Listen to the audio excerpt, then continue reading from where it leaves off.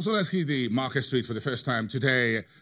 Studios at the Nigerian Stock Exchange is live with Rotimi Fakayejo from Enterprise Stockbrokers. Rotimi, good morning. It's good to have you. This is a very interesting day and week, as it were. Of course, Nigeria's Eurobond, part of the news around the banks, Skybank.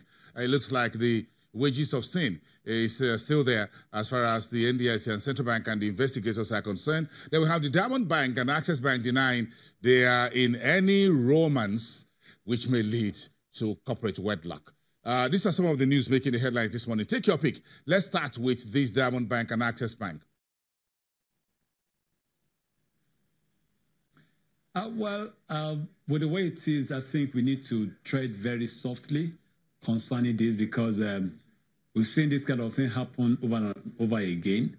And I think it would be good enough for Diamond Bank to clear the air on what actually is happening. If they are not in romance with Access Bank, they should let us know in full detail what is happening so that there won't be too much speculations. For now, this morning in the market, the stock is trading at the lowest price for the day, 105, and a lot of investors are coming out to sell. Nobody wants to be caught as it did happen for Skybank. So it is very, very noteworthy and also of essence for them to quickly come out and say what is in the offing. If there is any other investor that is interested, they should let the market know, and whatever thing that needs to happen, I think the CBN has to be on top of the situation, at least for the sake of the financial system. I agree with you. The market doesn't like uncertainty, hates being caught in the web of a cloud of what you call rumors or market hearsay, as I'm sure you're aware of that phrase. So the market needs to clear that for us. Diamond Bank shares went down yesterday almost 10%, and you're saying this morning it looks like there are more folks looking at dumping the shares of Diamond Bank rather than pick it up. Yes, definitely, because to me, I believe the market hearsay that is admissible in the market is the one that is positive, and that's the one that ultimately comes to fruition. That is, we see at the end of the day that what has been said in the grapevine is actually the reality. But in this situation, what we are hearing is not really palatable at all. And I think for what investors have seen in Skybank, having lost all, I think it is not really okay for the market to have a repeat of that once again. So CBN, Securities and Exchange Commission, they have to be on top of this matter and make sure that investors don't lose out in any way. Rotimi Fakayejo, thank you very much for bringing us up to speed how the market is starting today on this side of the story on the market on the street. Thank you very much. Do have a great day. The CEO and trader at Enterprise Stockbrokers, live from our studios at the Nigerian Stock Exchange. We'll be right back after the break. We're talking about leadership in the new world of business, what innovations are expected. We'll talk about that. Then we'll check with the debt and the currencies market. Then we'll check back once again at the marketplace for today's first hour of trading. Let's get this conversation back to the marketplace. Of course, the debt market was active on the first trading day of the week. Of course, the big story this week is the huge liquidity. The central bank, we're looking at nearly 1 trillion naira repayment of matured treasury bills on Thursday. So last week, we got about 663 billion naira indicated. So the market liquidity, the central bank has a lot of work to do getting this up. So let's get this conversation through the FMDQ exchange place in downtown Lagos via Skype. We're getting this the gentleman from Diamond Bank joining us for this conversation. Let me just get that right. Femi Ogundimu is live there. He's a fixed income dealer. Olufemi, it's good to have you on the program this morning. Hi, good morning, Boston. I'm having difficulty hearing you clearly. Yeah, I can hear you very clearly. It's a bit of a noisy background there, but I think that is normalized. I'm sure you can hear me very clearly. Okay. Yes, thank you. So, liquidity was one issue last week. The market with that very big size, mature treasury bills, then the central bank was very heavy throughout last week in terms of treasuries, auctions trying to mop up.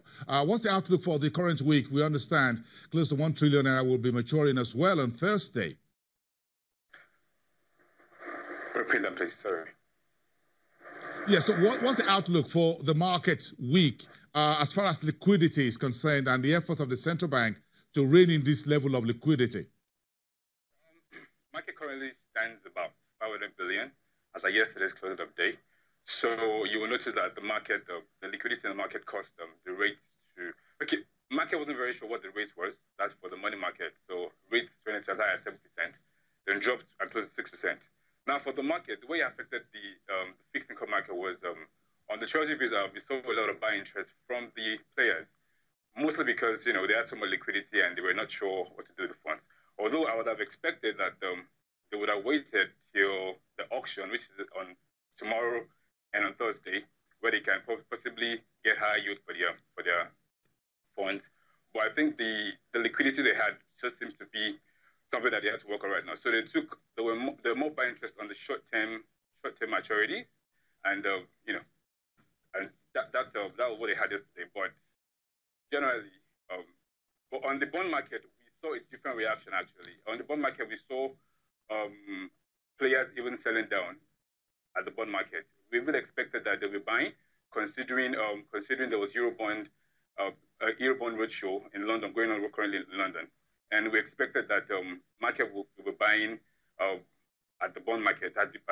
However, we saw a reversal of that expectation. So they were rather selling down, and we saw yields trend to a high of about 16% yesterday. I mean, that's like a one-year high for a long time. I haven't seen 16% in the market, but that happened yesterday, although it reversed and closed at about 15.8 yesterday. I mean, that's just a rundown of what happened yesterday. Yes. Sorry, I'm having an issue hearing the report clearly, so hope you don't mind. Yes, I can hear you very clearly here. We appreciate it and we apologize to our viewers about that a bit of poor audio connection. But of course, we can hear you very clearly on this side. Femi, I'm sure you're still there on the audio side. You can hear me. Yeah, I can hear you now. Yes, thank you very much. That's better, better normalized. So, as far as the yield curve is concerned, when investors are looking at the Eurobond, give us your view about this. What we hear from Bloomberg is that the Eurobond may come in at 2-year, 7-year, and perhaps a longer dated tenor. What are you hearing about the Eurobond? Any idea what the yield will be on these particular new offerings? Based on the country risk that they'll look at considering the election and all that. The previous Eurobonds were around 6.5 thereabouts. So I feel for my outlook for Eurobonds, we might see around 7 because of the risk attached to it. Although it will still be oversubscribed because from history, all Eurobonds are always issued from the side of countries always oversubscribed. And because we still are an oil producing country, so the risk is not so high. So we might trend higher than it was the previous auctions or the previous Eurobonds that we should have done, but it might go slightly higher, say between 7 and 8%. That's my assumption. That's my outlook.